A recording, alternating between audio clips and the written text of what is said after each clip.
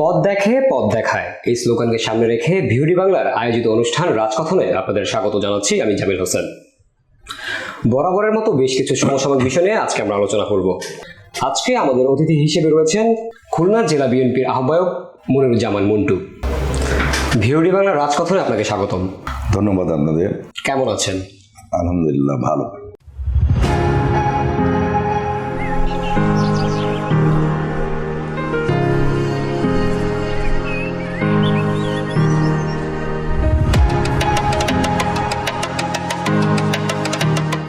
শুরুতেই আমরা জানতে চাচ্ছি যে আপনি রাজনীতিতে কিভাবে জড়ালেন বা কার অনুপ্রেরণায় আপনি রাজনীতিতে এসেছেন। 1986 সালে আমি যখন অনার্স ফার্স্ট সেমিস্টার পড়ি, ছোটবেলা থেকে স্কুল জীবন থেকে শহীদ রাষ্ট্রপতি জিয়াউর রহমানের মুক্তিযুদ্ধের কথা শুনেছি, বিশেষ করে তার স্বাধীনতার কথা, তার বীরত্ব গাথা, যে যুদ্ধ এবং বাংলাদেশের মহান স্বাধীনতার উল্লেখযোগ্য একটি অংশ তার ঘোষণা সমরে যুদ্ধ করা। এরপরে তার মৃত্যুবরণ, তার শাহাদাত বরণ করার পরে দেখলাম যে তারই পত্নী শ্রদ্ধেয় বেগম খালেদা জিয়া, উনি গৃহিণী থেকে রাজপথে আসলেন, বিএনপির দায়িত্ব নিলেন। সেই সময় মনে হয়েছে যে একজন ছাত্র হিসাবে দেশের জন্য কিছু করতে হলে কোনো না কোনো রাজনৈতিক সংগঠনে নিজেকে সম্পৃক্ত করা উচিত। এই অনুধাবন থেকে সর্বপ্রথম শহীদ রাষ্ট্রপতি জিয়াউর রহমানের আদর্শের প্রতি অনুপ্রাণিত হই এবং দেশনেত্রী বেগম খালেদা জিয়াকে রাজনৈতিক মাত্রে আসনে বসে ছাত্র রাজনীতি শুরু করি। জাতীয়তাবাদী ছাত্রদল খুলনা জেলা শাখার বেশ কিছু গুরুত্বপূর্ণ পদে দায়িত্ব পালন করেছি। মোটা দাগে বলতে হলে যে সাধারণ সম্পাদক খুলনা জেলা শাখা, সভাপতি এবং ছাত্রদল কেন্দ্রীয় কমিটির বিভাগীয় সহসভাপতির দায়িত্ব পালন করেছি। এরপরে যুবদল খুলনা জেলা শাখার সভাপতির দায়িত্ব পালন করেছিলাম।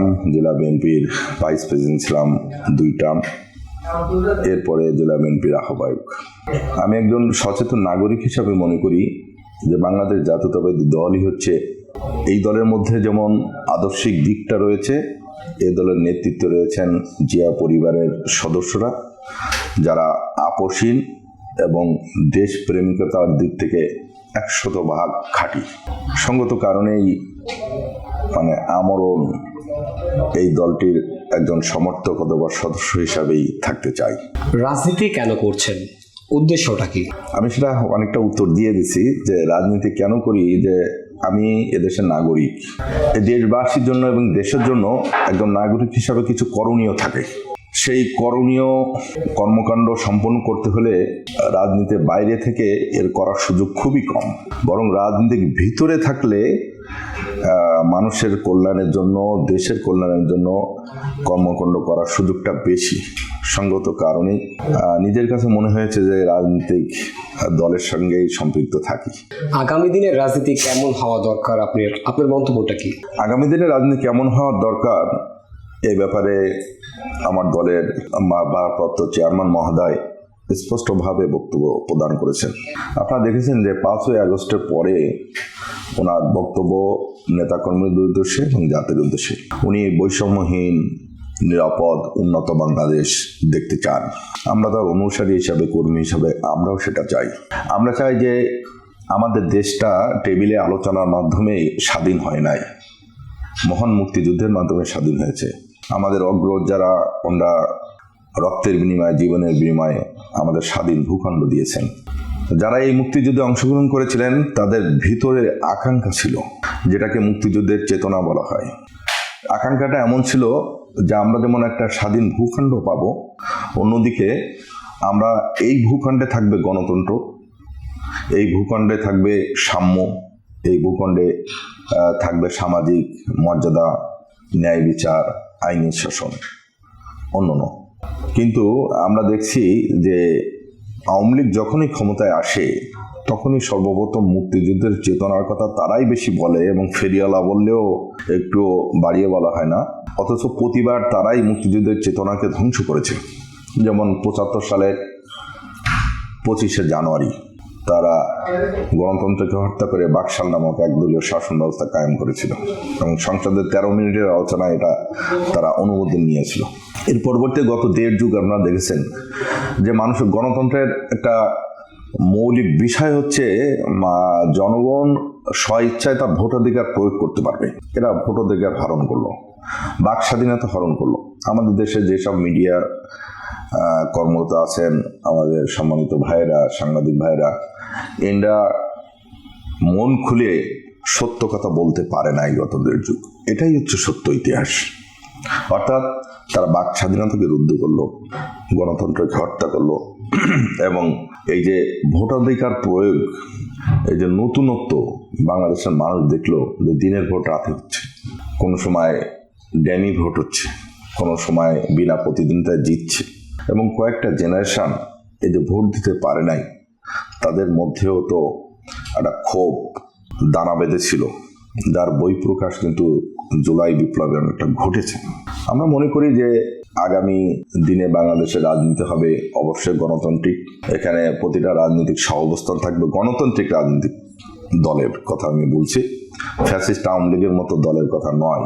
যারা এদেশের মুক্তিযুদ্ধের চেতনায় বিশ্বাস করে, যারা এদেশের একটি গণতান্ত্রিক রাষ্ট্র হিসাবে সারা বিশ্বে আত্মপ্রকাশ ঘটাতে পারে, এখানে অর্থনৈতিক মুক্তি আসতে পারে, এই ধরনের কর্মসূচি নিয়ে যেসব রাজনৈতিক দলগুলো রাজনীতি করবে তাদের সহাবস্থান ভালো থাকা উচিত। দ্বিতীয়ত, প্রতিটা সেক্টরে সহাবস্থান তো সমুন্নত থাকবে। দ্বিতীয়ত, যে অস্থিরতা বিরাজ করছে এর স্থিতিশীলতা অবস্থা মানুষ দেখতে চায় এবং রাজনীতিকবিদদের মধ্যেও সংশোধনী আনা উচিত। আমরা যারা রাজনীতি করি, আমরা তৃণমূল পর্যায়ে রয়েছি, রাজনীতিবিদদের সমাজের মানুষরা একটু ভিন্ন চোখে দেখে। এই রাজনীতিবিদরা যদি সন্ত্রাসী কর্মকাণ্ডে লিপ্ত হয় অথবা দুর্নীতিতে লিপ্ত হয়, তখন কিন্তু সমাজের মানুষ রাজনীতিবিদদের প্রতি একটা ঘৃণা জন্মায়। আমি ব্যক্তিগতভাবে মনে করি বিএনপির ভারপ্রাপ্ত চেয়ারম্যান সাহেব সামনে এভাবে দলকে এগিয়ে নিতে চাচ্ছেন। একটু ব্যক্তিগতভাবে একটা প্রশ্ন করতে যাচ্ছি, সেটা হচ্ছে আমরা একটু অতীত নিয়ে কথা বলবো। বিগত 16 বছরের রাজনীতি আপনার দেখা কেমন ছিল এবং বিগত 16 বছর আপনি কিভাবে কাটিয়েছেন? আমার কিছু পারিবারিক সমস্যা ছিল। স্ত্রী মারা গেছে, 6 বছরের মতো অসুস্থ ছিল। ওই অবস্থা আমার জন্য আরো বেশি কঠিন ছিল। গত 1.5 যুগ বিএনপি সবচেয়ে বেশি ছাপার বিএনপি নেতা কর্মীরা, গত 1.5 যুগে বিএনপি নেতা কর্মীরা কেউ বাড়ি থাকতে পারে নাই। অসংখ্য মামলা মাথায়, হত্যা, গুমের ভয়, এবং ওই সরকার তো হিটলারের থেকে বেশি নির্যাতনকারী একটা সরকার ছিল। বিএনপির যারা করতো তারাই আতঙ্কের মধ্যে থাকতো, এমনকি আমাদের পরিবার নিয়ে আমরা আতঙ্কে থাকতাম। আমাদের অনেক ছাত্রদল, যুব দলের নেতা কর্মীদের বাড়িতে এবং বিএনপি নেতাদের বাড়িতে যে হামলা করা হয়েছে, আপনারা দেখেছেন যে আমাদের স্থায়ী কমিটির সম্মানিত সদস্য মির্জা আব্বাস সাহেবের বাড়িতে কিভাবে আক্রমণ করা হলো।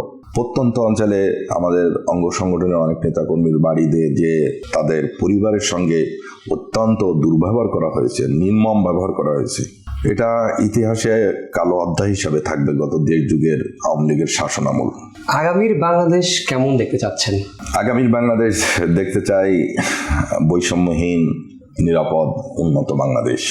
এবং এই জন্য বিএনপির ভারপ্রাপ্ত চেয়ারম্যান জনাব তারেক রহমান এখান থেকে আরো 2 বছর পূর্বে 23 সালে যে রাষ্ট্র কাঠামো মেরামতের জন্য 31 দফা উনি জাতির সামনে উপস্থাপন করেছেন। ওই 31 দফার মধ্যে যেমন বাংলাদেশের এই সংবিধানকে কাটাছাড়া করে ফ্যাসিস্ট সরকার একটা স্বৈরাচারী পন্থার একটা সংবিধানে রূপান্তরিত করেছে, এটা সংশোধন করা, ওখানে শাসন ব্যবস্থা পরিবর্তন করা এবং অর্থনৈতিক মুক্তির যে পরিকল্পনা, সকল বিষয় কিন্তু 31 দফার মধ্যে রয়েছে। আগামীতে আল্লাহর ইচ্ছায় জনগণ যদি বিএনপিকে ক্ষমতা আনে, আমাদের চেয়ারম্যান মহোদয়ের যে 31 দফা উনি উপস্থাপন করেছেন, এটা বাস্তবায়ন করতে পারলে সত্যিকার অর্থে বৈষম্যহীন, নিরাপদ এবং উন্নত বাংলাদেশ গড়ে উঠবে। আগামী নির্বাচনে মানুষ বিএনপিকে কেন ভোট দেবে? আগামী নির্বাচনে মানুষ বিএনপিকে কেন ভোট দেবে এটা মানুষই ভালো বলতে পারেন, কারণ মানুষ দেখেছে গত 1.5 যুগে দুঃশাসন কেমন। বিএনপির শাসনামলগুলোও মানুষ দেখেছে। আপনার সাংবাদিক অনেকের, আপনাদের কাছে অনেক ডাটা রয়েছে। 91 সালে যখন বিএনপি ক্ষমতা আসলো, তার পূর্বে যে আন্দোলন ছিল স্বৈরাচার এরশাদ বিরোধী আন্দোলন, এই আন্দোলনে একমাত্র নেত্রী, দেশনেত্রী বেগম খালেদা জিয়া আপসহীনভাবে আন্দোলন সংগ্রাম করেছে।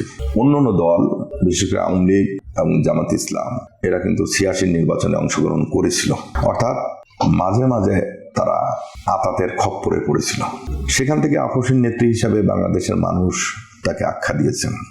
বিএনপি নেতাকর্মীরা শুধু নয়, 91 সালে নিরপেক্ষ নির্বাচনের মাধ্যমে যখন বিএনপি ক্ষমতা আসলো, তারপরে আপনাদের কাছে যদি এর তথ্য থাকে অবশ্যই আপনারা দেখবেন, হোসেন মোহাম্মদ এরশাদ যে রেমিটেন্স রেখে গেছিল, যে রিজার্ভ রেখে গেছিল, তার অনেক বেশি উন্নয়ন ঘটেছিল 96 সাল পর্যন্ত বিএনপি সরকার। অর্থাৎ বিএনপি সবসময় গণতান্ত্রিক ব্যবস্থা যেমন বজায় রাখতে চায়, তেমন দুর্নীতিমুক্ত টেকসই উন্নয়নের পক্ষে।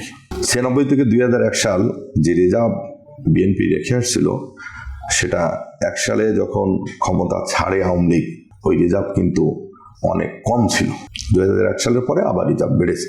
আজকের যে বড় অর্থনীতি, এই অর্থনীতি তখন তো অনেকটা ছোট ছিল, কিন্তু বিএনপি সকল সময় দেশের স্বাধীনতার সার্বভৌমত্ব যাতে করে ভুলুণ্ঠিত না হয় এবং হুমকির মুখে না থাকে, দ্বিতীয়ত দেশ যাতে করে একটি গণতান্ত্রিক রাষ্ট্র হিসাবে প্রাতিষ্ঠানিক রূপ পায়, তৃতীয়ত যে টেকসই উন্নয়ন, যে উন্নয়নের মাধ্যমে উন্নয়নের মধ্যে কোনো দুর্নীতি থাকবে না এবং এটা পরিকল্পিত। অপরিকল্পিত দুর্নীতিগ্রস্ত কোনো উন্নয়ন বিএনপি কখনো চায় না, ভবিষ্যতেও চাবে না ইনশাল্লাহ। আমরা দেখেছি যে বিএনপি নেতাকর্মীদের উপরে চাঁদাবাজির অভিযোগ উঠেছে এবং দল থেকেও বেশ কয়েকজনকে বহিষ্কার করা হয়েছে, তারপরও কেন চাঁদাবাজি হচ্ছে? এটা আগে একটু বলতে হয়, আমি যেটা পূর্বেই বলেছি যে 5ই আগস্টের পর আমাদের প্রিয় নেতা জনাব তারেক রহমান স্পষ্টভাবে নির্দেশনা দিয়েছেন প্রকাশ্যে বিএনপি নেতাকর্মীদের উদ্দেশ্যে। এরপরে কিছু নেতাকর্মী বেপরোয়া কর্মকাণ্ডে নিজেদেরকে সম্পৃক্ত করেছেন, তাদের বিরুদ্ধে সাংগঠনিক ব্যবস্থা গ্রহণ করা হয়েছে। আমরা তৃণমূল থেকে লক্ষ্য করেছি যে এই বেপরোয়া নেতাকর্মীদের যে কর্মকাণ্ড, তারা শাস্তি পেল, কিন্তু ওই ঘটনাবলীকে একটি অদৃশ্য প্রচার যন্ত্র ফুলিয়ে ফাঁপিয়ে দেশব্যাপী বিএনপির বিরুদ্ধে ব্যাপকভাবে অপপ্রচার চালানো। এই অদৃশ্য প্রচার যন্ত্র অবশ্যই আপনারা জানেন এবং আপনাদের কাছে এটা প্রমাণিত হয় বা হয়েছে বলে আমি বিশ্বাস করি। এখনো পর্যন্ত কিন্তু আমাদের শাস্তিমূলক ব্যবস্থা অব্যাহত রয়েছে এবং আমাদের চেয়ারম্যান মহোদয় তো স্পষ্ট বলেছেন যে এই কর্মকাণ্ডের সাথে যারা জড়িত তাদেরকে আমি আর বহন করব না, এরকম বক্তব্য আপনারা শুনছেন সোশ্যাল মিডিয়ায়। তাহলে কি যে আমার দলের প্রধান উনি চান যে বিএনপির মধ্যে এই যারা বিশৃঙ্খলা সৃষ্টি করে অথবা চাঁদাবাজির সাথে জড়িত, এরা বিএনপি করতে পারবে না। এটা আমার চেয়ারম্যান সাহেবের স্পষ্ট ঘোষণা। এক্ষেত্রে দেখেন যে অন্য কোনো রাজনৈতিক দলের নেতাকর্মীরা কি কিছু করছে না? অবশ্যই করছে। তারা কি দল থেকে কোনো শাস্তিমূলক ব্যবস্থা গ্রহণ করেছে? করে নাই, দৃশ্যটা আমরা দেখি নাই। তাহলে অন্য দলের থেকে বিএনপি এক্ষেত্রে অনেক ভালো এবং জনগণের কাছে গ্রহণযোগ্য পাওয়ার মতো কর্মকাণ্ড করছে যে বিএনপি শাস্তি দিচ্ছে। অর্থাৎ বিএনপির প্রধান যিনি আছেন তিনি চান না যে বিএনপির মধ্যে এই যে মার্সেলম্যান অথবা চাঁদাবাজ, দখলবাজ এরা থাকুক। বিএনপি যারা করবে, বিএনপির নেতাকর্মীদেরকে জনগণের কাছে গ্রহণযোগ্য হতে হবে। এটাই তো প্রমাণ করে দিচ্ছেন আমার চেয়ারম্যান মহোদয়। এবং অন্য কোনো দল এই ধরনের কোনো শাস্তিমূলক ব্যবস্থা গ্রহণ করে নাই। আগামী নির্বাচনকে ঘিরে কোনো সংশয় দেখছেন কি? দেখেন, একটা বিষয়, প্রতিটা বিপ্লবের একটা স্পিরিট থাকে, তেমন জুলাই বিপ্লবের স্পিরিট ছিল কি যে বৈষম্যহীন শাসন ব্যবস্থা এবং এ রাষ্ট্র থেকে বৈষম্য দূর করতে হবে।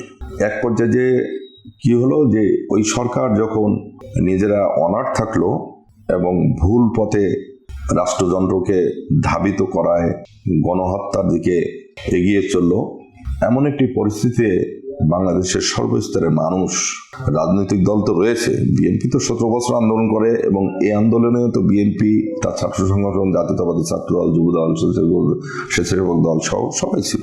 ব্যানারটা ছাত্র সমাজের মধ্যে। একটা পর্যায়ে তো বাংলার মানুষ, রাজনৈতিক সংগঠন সবাই ঐক্যবদ্ধভাবে একটা বিষয় একমত হলো যে এই সরকার নয়, একটি গণতান্ত্রিক সরকার প্রতিষ্ঠার প্রয়োজন এবং গণতান্ত্রিক সরকার প্রতিষ্ঠা করতে হলে একটি নিরপেক্ষ নির্বাচন দরকার। এখন গণতান্ত্রিক সরকার প্রতিষ্ঠা করতে হলে নিরপেক্ষ নির্বাচন প্রয়োজন। এই সরকারের কাছে তো সেটাই প্রত্যাশা সবার। এই সরকার বলছে সংস্কারের কথা, অথবা অন্য আরো কেউ বলছে সংস্কারের কথা, কিছু উপদেষ্টা আগ বাড়িয়ে আরো বেশি ভিন্ন কথা বলছেন। কিন্তু প্রকৃতপক্ষে বাংলাদেশের বর্তমান যে পরিস্থিতি, এই পরিস্থিতি যেমন আইন শৃঙ্খলার অবনতি রয়েছে, এখানে ইনভেস্টররা আসতে চাচ্ছে না, এখানে এখনো সরকারি প্রতিষ্ঠানগুলো ঠিক গণতান্ত্রিক রাষ্ট্রের প্রতিষ্ঠান হিসেবে তারা পরিচালিত হচ্ছে না। এর কারণ হচ্ছে যে বর্তমান সরকার অন্তর্বর্তীকালীন সরকার। একটা নির্বাচনের মাধ্যমে যখন গণতান্ত্রিক সরকার প্রতিষ্ঠা হবে, তখন সংসদে বসে আলাপ আলোচনার মাধ্যমে দেশ এবং জাতির কল্যাণে অনেক আইন সংস্কার করা সম্ভব। কিন্তু বর্তমান সরকারের কিছু কিছু উপদেষ্টা, সম্মানিত উপদেষ্টা মণ্ডলী, আমরা বলতে চাচ্ছেন সংস্কারের জন্য অধিক সময় প্রয়োজন। একটা অন্তর্বর্তীকালীন সরকারের অধীনে অধিক সময় যখন রাষ্ট্র পরিচালিত হবে, তখন এই রাষ্ট্রে স্থিতিশীল থাকে না, বিশৃঙ্খলা সৃষ্টি হয়। সেটাই আজকে দৃশ্যমান। জনগণ চাচ্ছে একটা নির্বাচিত সরকার আসুক, আর এই জনগণের বক্তব্যকে রাজনৈতিক দল হিসাবে বিএনপি বলছে যে আমরা প্রয়োজনীয় সংস্কার সমাপ্তি করে ডিসেম্বরের মধ্যে নির্বাচন চাই। ওই নির্বাচনে জনগণ যাকে ভোট দেবে তারাই বিজয়ী হবে। জনগণ যদি মনে করে যে না, হ্যাঁ, বাংলাদেশ নামক এই রাষ্ট্রটার স্বাধীনতার সার্বভৌমত্ব অক্ষুণ্ণ রাখা, গণতন্ত্র ঠিক গণতান্ত্রিক রাষ্ট্রে পরিণত করা, উন্নত বাংলাদেশ গঠন করা, সকল বিষয়ে স্থিতিশীল পরিবেশ নিশ্চিত করা, এই বিষয়গুলো তারা যদি আস্থা রাখে, আল্লাহর ইচ্ছায় বিএনপিকে ভোট দিয়ে ক্ষমতা আনবে। আর আমাদের তো পার্টির প্রধান, উনি বলেছেন যে আপনার ভোট আপনিই দেবেন, যাকে দেবেন তাকে, যাকে খুশি তাকে দেবেন, আমাকে দিতে হবে এমনটি কথা নয়। অর্থাৎ মানুষের যে গণতান্ত্রিক অধিকার, মৌলিক অধিকার, ভোট অধিকার প্রয়োগ করা, আমরা সেটাই চাচ্ছি। 5ই আগস্টের পর তৃণমূল পর্যায়ে অভ্যন্তরীণে দ্বন্দ্ব বেড়েছে এমন একটি অভিযোগ উঠে এসেছে। এই বিষয়টা নিয়ে আপনার মন্তব্য কি? 5ই আগস্টের পরে সারা বাংলাদেশের যে সাংগঠনিক কর্মকাণ্ড পরিচালিত হচ্ছে, এটা আমার পার্টির ভারপ্রাপ্ত চেয়ারম্যান মহোদয় স্পষ্টত নির্দেশনা দিয়েছেন। দলের গঠনতন্ত্র অনুযায়ী তৃণমূল থেকে নির্বাচনের মাধ্যমে নেতা নির্বাচিত হবে। আমরা খুলনা জেলায়ও সেটা করছি। এখন একটা বড় দল, এখানে প্রতিযোগিতা থাকে, প্রতিদ্বন্দ্বিতা থাকে, কিন্তু প্রতিযোগিতা এবং প্রতিদ্বন্দ্বিতার বহিঃপ্রকাশ যে খুন, রাহাজানি, এগুলো তো আর আপনারা দেখছেন না। বড় দলের প্রতিযোগিতার কারণে আপনাদের কাছে মনে হতে পারে যে এটা একটা গ্রুপিং অথবা বিভেদ। আসলে গ্রুপিং বা বিভেদ না, আমরা সবাই শহীদ জিয়ার প্রতিষ্ঠিত বিএনপির প্রতি আস্থাশীল এবং জিয়া পরিবারের নেতৃত্বের প্রতি আস্থাশীল। আমাদের নেত্রী দেশনেত্রী বেগম খালেদা জিয়া এবং ভারপ্রাপ্ত চেয়ারম্যান জনাব তারেক রহমানের নেতৃত্বেই তৃণমূলের নেতা কর্মীরা রাজনীতি করে এবং এই নেতৃত্বের প্রতি 100% আস্থাশীল। এখানে বিভেদ সৃষ্টি হতেই পারে, এটা পদের জন্য তো প্রতিদ্বন্দ্বিতা হয়। আর এই প্রতিদ্বন্দ্বিতা যাতে করে কোনো প্রতিহিংসায় রূপ না নেয়, সঙ্গত কারণেই চেয়ারম্যান মহোদয়ের নির্দেশনা যে নির্বাচনের মাধ্যমে নেতা নির্বাচিত করতে হবে। অন্য আরেকটা দিক, যে বিএনপি যেমন রাষ্ট্রীয় পর্যায়ে গণতন্ত্র চায়, শাসন ব্যবস্থায় গণতন্ত্র চায়, দলের আভ্যন্তরীণ পর্যায়েও গণতন্ত্র চর্চা বিএনপি স্থায়ীভাবে প্রতিষ্ঠিত করতে চায়। সঙ্গত করেন সারা বাংলাদেশেই কিন্তু বিএনপির দলীয় গঠনতন্ত্র অনুযায়ী কমিটি গঠিত হচ্ছে নির্বাচনের মাধ্যমে। আপনি তো একজন রাজনীতিবিদ, আমি একটু জানতে চাচ্ছি যে রাজনীতিতে গুণগত পরিবর্তন আনতে হলে কি করা উচিত, আর সেক্ষেত্রে কাদের ভূমিকা সবচেয়ে বেশি জরুরি? আসলে রাজনীতিতে গুণগত পরিবর্তন আনতে হলে যেমন রাজনীতিবিদদেরও পরিবর্তন হওয়া প্রয়োজন, অন্যদিকে দেশের জনগণের ধ্যান ধারণা, এটাও পরিবর্তন হওয়ার প্রয়োজন। যেমন আমাদের দেশের জনগণকে বিভ্রান্ত করার অপচেষ্টায় লিপ্ত থাকে কেউ কেউ, অথবা অন্য কেউ বামপন্থীকে বেশি সাপোর্ট করে। কিন্তু আমাদের রাজনীতিটা কিন্তু পরিষ্কার। যেমন আমরা মহান মুক্তিযুদ্ধকে সর্বোচ্চ যেমন সম্মান দেখাই এবং এর ঘোষক এবং সমরে যুদ্ধ করা এবং আনুষ্ঠানিকভাবে মুক্তিযুদ্ধের যে শুরুটা, সেটা তো আমাদের প্রতিষ্ঠাতা চেয়ারম্যান শহীদ রাষ্ট্রপতি জিয়াউর রহমান করেছেন। আওয়ামী লীগ যখন ক্ষমতায় আসে তারা নিজেদের মতো নিজেরা ইতিহাস লিখতে চায়, কিন্তু বাংলার মানুষ জানে যে 25শে মার্চ যখন ক্র্যাকডাউন হয়, তারপরে তৎকালীন মেজর জিয়া তার পরিবারের কথা না ভেবে, নিজের জীবনের কথা না ভেবে, উনি যে উই রিভোল্ট বলে সর্বপ্রথম পাকিস্তানি হানাদার বিরুদ্ধে প্রতিরোধ গড়ে তুলেছিলেন, স্বাধীনতার ঘোষণা দিয়েছেন এবং আনুষ্ঠানিকভাবে যুদ্ধ ঘোষণা করেছেন। এই ইতিহাস তো অমূল্য এবং এই ইতিহাসের সাথে অন্য কারোর কোনো ইতিহাস মেলে না। এটাকে তারা মুছে দিতে চেয়েছিল। অতএব যিনি এই মুক্তিযুদ্ধের ঘোষণা দিয়ে মুক্তিযুদ্ধ শুরু করেছেন আনুষ্ঠানিকভাবে, তার প্রতিষ্ঠিত দল বিএনপি অবশ্যই মুক্তিযুদ্ধের চেতনাকে বিশ্বাস করে।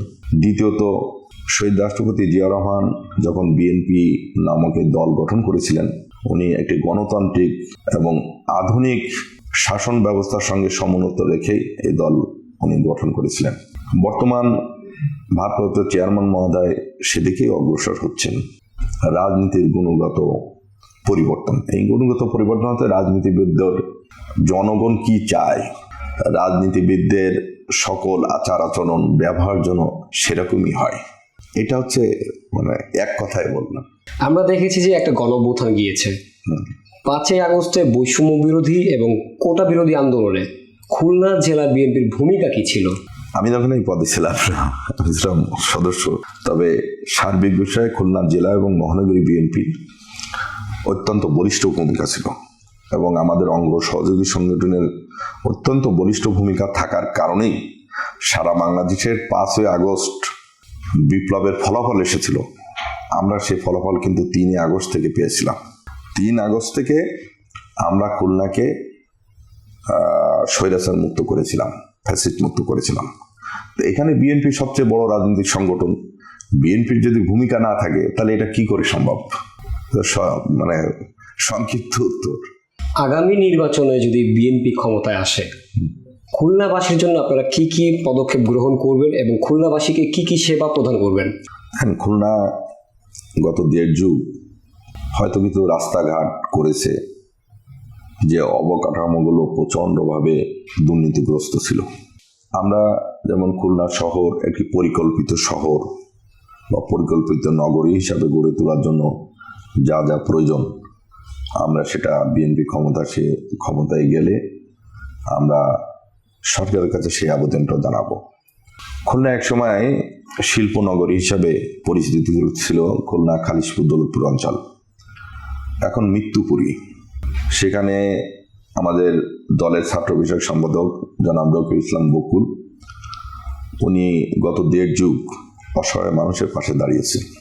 গত 1.5 যুগে যারা এক সময় খুব ভালোভাবে জীবনযাপন করত, ছেলে মেয়েদেরকে ভালোভাবে লেখাপড়া শেখানোর সক্ষমতা ছিল, চাকরি হারিয়ে তারা পথে বসেছে, এমন পরিবারের পাশে উনি দাঁড়িয়েছেন। ছাত্রছাত্রীদের লেখাপড়ার ক্ষেত্রে সহযোগিতা করেছেন। উনি ক্ষেত্রবিশেষ খাদ্য, বস্ত্র এগুলো বিতরণ করেছেন, চিকিৎসার ব্যবস্থা করেছেন। অর্থাৎ এই যে মৃত্যুপুরী সৃষ্টি করেছে আওয়ামী লীগ, এই শিল্প অঞ্চলকে আমরা নতুনভাবে আবার শিল্প নগরী হিসাবে গড়ে তুলতে চাই এবং আমাদের সরকার যদি ক্ষমতা আসে আল্লাহর ইচ্ছায়, তাহলে সেটা সম্ভব। কারণ বিএনপি সকল সময় কৃষক শ্রমিকের সরকার হিসাবে বিবেচিত হয়। আপনারা জানেন যে আমাদের প্রতিষ্ঠাতা চেয়ারম্যান শহীদ রাষ্ট্রপতি জিয়াউর রহমান, উনি নিজেকে একজন শ্রমিক হিসেবে দাবি করতেন এবং স্বাধীনতার পরে যখন তথাকথিত রাষ্ট্রীয়করণের মাধ্যমে সকল শিল্প কলকারখানা ধ্বংস করেছিল, আওয়ামী লীগ লুটপাট করেছিল, শহীদ রাষ্ট্রপতি জিয়াউর রহমান ক্ষমতায় আসার পরে যেমন শিল্প কলকারখানাকে আধুনিকায়ন করেছিলেন, সাথে সাথে 1 শিফট থেকে 3 শিফট চালু করে প্রচুর কর্মসংস্থান এবং বিদেশি আমাদের রপ্তানি বাড়লো, বৈদেশিক মুদ্রা আরও বেশি অর্জিত হলো এবং শ্রমিকদের মধ্যে একটা স্বচ্ছতা আসলো, আর্থিক স্বচ্ছতা। এই পরিবেশটা আমরা খুলনাবাসী নতুন করে দেখতে চাই এবং সেটা সম্ভব ইনশাল্লাহ। শেষ প্রশ্নটা করতে যাচ্ছি, আগামীতে খুলনা জেলাকে কোন পর্যায়ে নিয়ে যেতে যাচ্ছেন আপনারা? খুলনা জেলার কিছু জায়গা আছে প্রত্যন্ত অঞ্চল এবং খুলনা জেলার 2টা উপজেলা আছে বাংলাদেশের শেষ সীমানা মানব বসতির, এরপর সুন্দরবন। আমাদের ওখানে বাঁধ নির্মাণের প্রয়োজনীয়তা সবচেয়ে বেশি। টেকসই বাঁধ, ভেড়ি বাঁধ যেটা বলে, এটা দাকবের অংশ আর কয়রার অংশ, পাইগাছের একটা অংশ। আমাদের 31 দফার মধ্যে 29 নম্বর দফায় কিন্তু এই টেকসই ভেড়ি বাঁধের কথা আছে। অর্থাৎ বিএনপি পিছিয়ে পড়া যেসব অঞ্চল আছে, অনুন্নত যেসব অঞ্চল আছে, এই অঞ্চলগুলোতে এই রাষ্ট্র কাঠামো মেরামতের যে দফাগুলো আছে তার মধ্যেই কিন্তু অন্তর্ভুক্ত আছে। আমরা ওই অঞ্চলে যেমন প্রতিবার এই যে বন্যা হয় অর্থাৎ প্লাবিত হয়, তখন ছেলেমেয়েরা স্কুলে যেতে পারে না, মানুষ ঘরে থাকতে পারে না, পানির স্রোতে ঘরগুলো ভেঙে যায়, তারা সাইক্লোন শেল্টারে আশ্রয় নেয়। এই যে একটা অমানবিক পরিস্থিতি, এই অমানবিক পরিস্থিতি তো বাংলাদেশের এক জায়গায় না, উপকূলবর্তী বহু জায়গায়। সঙ্গত কারণে কিন্তু আমাদের চেয়ারম্যান মহোদয়ের উপস্থাপিত 31 দফার মধ্যে 29 দফায় এই কথাটা লেখা আছে। এই বিষয়গুলো আমরা অবশ্যই মানে প্রধান দাবি হিসাবে তুলে ধরব জেলার মধ্যে।